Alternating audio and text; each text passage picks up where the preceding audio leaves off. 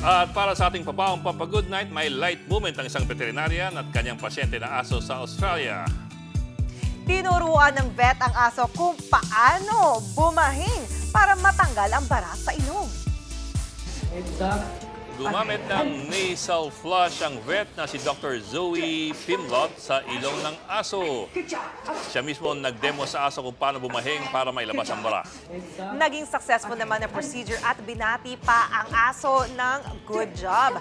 Caption ni Doc Zoe sa Instagram, 6 years of veterinary school led to this moment. Ang cute.